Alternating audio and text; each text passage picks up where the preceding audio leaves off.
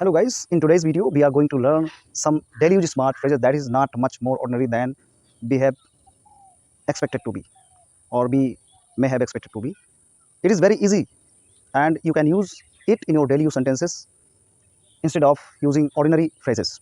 So let's get going. Daily use smart phrases और आपको इसे यूज़ करना है अपने तरीके से सेंटेंस बना करके मैंने लिख दिया है। देखिए पहला है हमारा don't hide HID। Hide means होता है छिपाना, ठीक है। डोंट हाइड मत छिपाओ। अब आप इसके आगे अपना सेंटेंस बना सकते हैं, डोंट हाइड दिस मैटर, इस मामले को मत छिपाओ। डोंट हाइड द ट्रूथ, सच को मत छिपाओ, है ना। इस तरह से हम बोल सकते हैं और इसमें लगभग 50% आपको इंपरेटिव सेंटेंसेस में यूज मिलेंगे। ये ऐसा मत करो, वैसा मत करो, ये करो। क्योंकि देखिए अगर आप फास्ट और ईजी वे अपनाना चाहते हैं इंग्लिश बोलने के लिए कि आप जल्दी से जल्दी बोल जाएं, तो फ्रेजेस आपके 50% कंट्रीब्यूशन देते हैं आपके इंग्लिश की फ्लुएंसी में, ठीक है। तो आगे देखते हैं। माई मिस्टेक, मेरी गलती।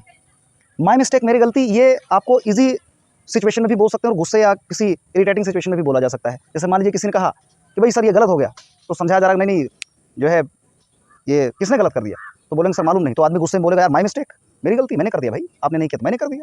इस तरह से होता है। तो माई मिस्टेक मीन्स मेरी गलती है, आप इसे स्वीकार कर सकते हैं, इट्स माई मिस्टेक, ये मेरी गलती है। अगला सेंटेंस है नो मैटर, कोई बात नहीं। अब नो मैटर का मतलब होता है कि जाने भी दो, कोई बात नहीं है, ठीक है। जैसे भी आपने मान लीजिए किसी को हेल्प किया, उसने थैंक यू बोला, तो आप क्या बोलते हैं, नेवर माइंड, है ना।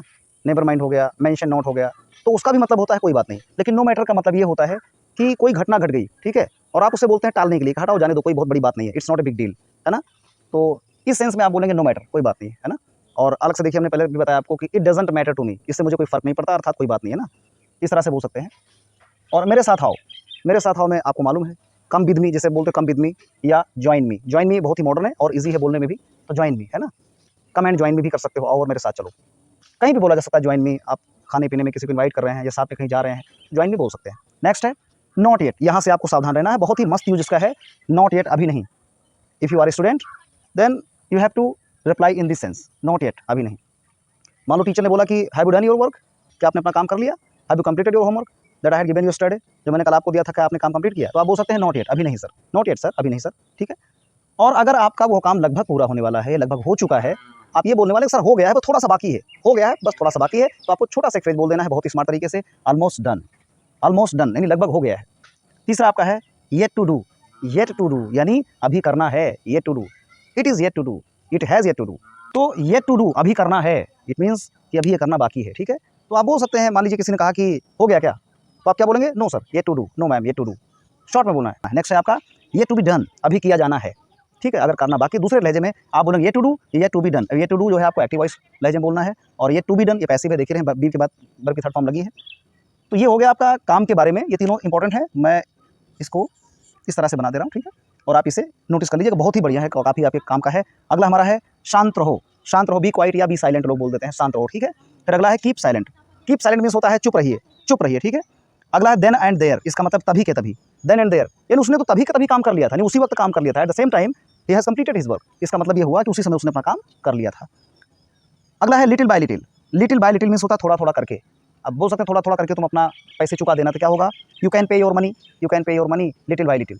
इस तरह सेंटेंस आप बना सकते हैं, लिटिल बाय लिटिल, थोड़ा थोड़ा करके मैं लिखूंगा, I shall write it little by little, little by little it is also outstanding, superb, है ना। आगे बोलते हैं nothing much, nothing much means होता है ज़्यादा कुछ नहीं, ज़्यादा कुछ नहीं, नथिंग मच। क्या आपको मतलब कितना चाहिए, nothing much, I need nothing much, मुझे ज़्यादा नहीं चाहिए, है ना, नथिंग मच हो गया। फिर एज यू प्लीज़, ये बहुत ही बढ़िया है और तीन तरीके से बोला जाता है, तीनों बराबर है। देखिए as you please, as you wish, as you like, जिसका मतलब है जैसा आप चाहें, जैसी आपकी मर्जी, आप तीनों ही यूज़ कर सकते हैं, as you please, as you wish, as you like, ठीक है। कैसे यूज़ करेंगे सेंटेंस में, सर मैं इसे ले जा सकता हूँ, एज यू विश, सर मैं कर सकता हूँ, एज यू लाइक, जैसी आपकी इच्छा, जैसी आपकी मर्जी, है ना, इस तरह से होता है। अगला है डजंट मैटर, कोई फर्क नहीं पड़ता है, कोई बात नहीं, डजंट मैटर टू। जैसे मान लीजिए कहा कि सर अगर मान लीजिए ये टूट गया तो क्या होगा, तो बोलेंगे डजंट मैटर, कोई फर्क नहीं पड़ता है। सर वो आज ऑफिस नहीं आने वाला, डजंट मैटर, कोई फर्क नहीं पड़ता। इस तरह से आप बोलेंगे कोई बात नहीं। फिर अगला देखिए क्राई, CRY, 90% लोग इसको लेकर बहुत ही कंफ्यूज रहते हैं। क्राई को मैं बताऊं, क्राई को ज़्यादातर लोग रोने के लहजे में इस्तेमाल करते हैं, ध्यान दीजिएगा। क्राई मीन्स चिल्लाना नहीं होता है, ध्यान दीजिए, क्राई मीन्स रोना ही होता है, ठीक है। डोंट क्राई, रो मत या रोना मत। अगला है I know, I know means मुझे पता है या मुझे मालूम है या मैं जानता हूँ, आई नो का मतलब ये होता है, ठीक, आपको भी पता है। आगे चलते हैं, जो बचा हुआ है पोर्शन आगे देखते हैं। देखिए जोर से पढ़ो, जोर इस पे बिंदी नुक्ता, ये अब हुआ जोर, ठीक है, जोर से पढ़ो, तो क्या होगा, read aloud, read aloud, ALOUD, read aloud means जोर से पढ़ो, या आप बोलेंगे रीड लाउडली, ये भी कह सकते हैं, ठीक है। अगला है मैं सहमत हूँ, I agree, I agree means होता है मैं सहमत हूँ, लेकिन पुरानी आदत वही बीमारी है जो कि समझाने वाली। मैं आपको बता दूँ, एग्री शब्द जो होता है दो तरीके से इस्तेमाल हम लोग करते हैं। अगर आप किसी बात पर सहमत हैं तो आई एग्री टू होगा, और अगर आप किसी व्यक्ति से सहमत हैं तो वहाँ पर एग्री विद होगा। जैसे मैं आपसे सहमत हूँ, आई एग्री विद यू, ये हो जाएगा। मैं आपके किसी प्रस्ताव पर सहमत हूँ तो I agree to your proposal, I agree to your proposal, मैं आपके प्रस्ताव पर सहमत हूँ। I agree to your idea, मैं आपके आइडिया पर सहमत हूँ। ठीक है, फिर अगला है फिर मिलते हैं, बहुत ही ज़बरदस्त है, लोग यूज़ करते हैं सी यू। सी यू मीन्स फिर मिलते हैं, या कहीं कहीं पर सी यू अगेन भी लिखा रहता है कि दोबारा फिर मिलेंगे, दोबारा फिर मिलते हैं। फिर अगला देखिए है, ये बहुत ही यूज़ करते हैं हम लोग। मैं ज़्यादातर फिल्म राइटिंग में, स्क्रीन प्ले में यूज़ करता था इसे, स्क्रिप्ट लिखने में।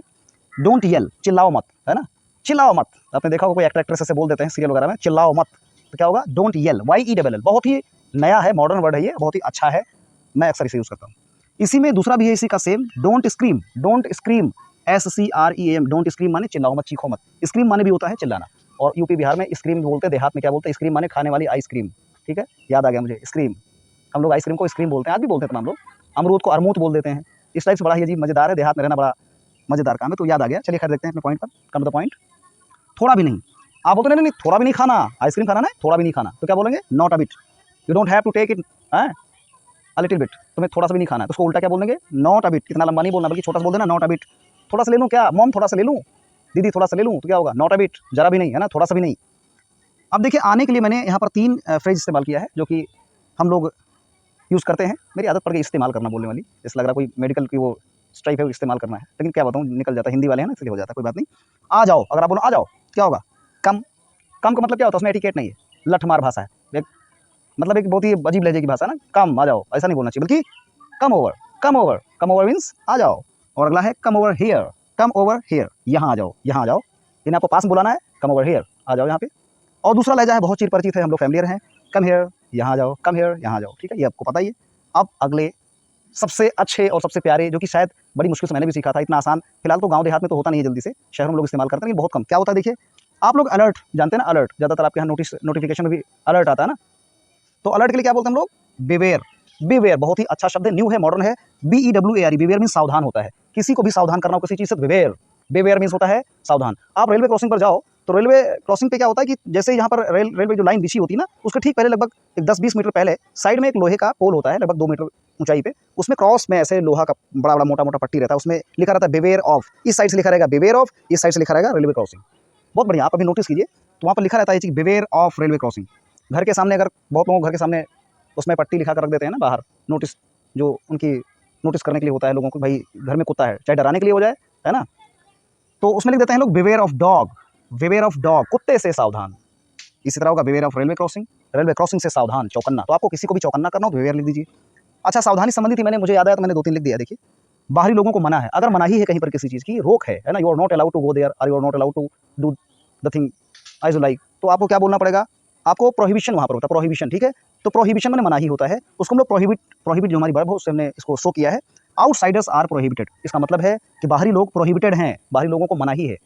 जो VIPs एरिया होते हैं, ये जहाँ पर आम आदमी नहीं जा सकता है, मनाही होती है, वहाँ पर अक्सर लिखा रहता है, नोटिस बोर्ड बना रहता है, उस पर लिखा रहता है प्रोहिबिटेड, है ना। वैसे तो हम लोग नो स्टिक बिल कर देते हैं, नो स्मोकिंग जोन कर देते हैं, नो स्मोकिंग, नो टॉकिंग, यानी बात नहीं हो सकती है, नॉर्मली हम लोग जो बोलते हैं। लेकिन जो इसका खास होता है, एकदम एग्जैक्ट राइट तरीका, जो कि ग्रामर में बहुत अच्छा ज़बरदस्त उसका एक फ्रेज आता है, जो कि इंप्रेशन अच्छा पड़ता है, तो ये होता है वर्ड आपका प्रोहिबिटेड। इट इज़ प्रोहिबिटेड, ये मनाही है, ऐसा करना मनाही है। फिर अगला हम देखते हैं, trespassers are not allowed. Trespassers are not allowed. Trespassing किसे बोलते हैं, अतिक्रमण करने को बोलते हैं। जब आप रेलवे लाइन को क्रॉस करते हैं तो ट्रेस पासिंग में बोला जाता है। किसी प्रीमाइस को, किसी बाउंड्री वॉल को अगर आप क्रॉस करते हैं तो ट्रेस पासिंग बोला जाता है। विदाउट परमिशन अगर आप क्रॉस करते हैं तो उसको ट्रेस पासिंग बोला जाता है ना। तो ट्रेस पासिंग बहुत लोग कर देते हैं कि किसी खास प्रोहिबिटेड एरिया में जाकर के, और अगर एंट्री कर गए तो समझो ट्रेस पासिंग हो गया। तो ट्रेस पासिंग बहुत ही अच्छा वर्ड है। Trespassers are not allowed, अतिक्रमण करने वालों को मनाही है। ये 3 वर्ड है, आपको है प्रोहिबिट, बिवेयर और ट्रेस पासिंग। ये बहुत ही अच्छा वर्ड है, इसको आप यूज़ कीजिए और एकदम मॉडर्न बिल्कुल दिखाइए, हाँ हमें नॉलेज है, हमें इंग्लिश आती है। चलिए आगे देखते हैं।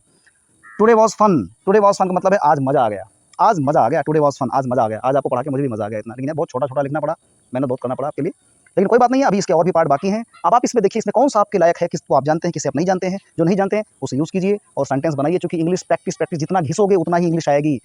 आप सेंटेंस बनाइए, टेंस और फ्रेज इनको मिला करके बोल सकते हैं। जो आपका टेंस होता है, नॉर्मल टेंस सिंपल जो आप बनाते हैं, उससे और फ्रेज को मिला करके बोल सकते हैं। So thank you for watching this video and video to be continued.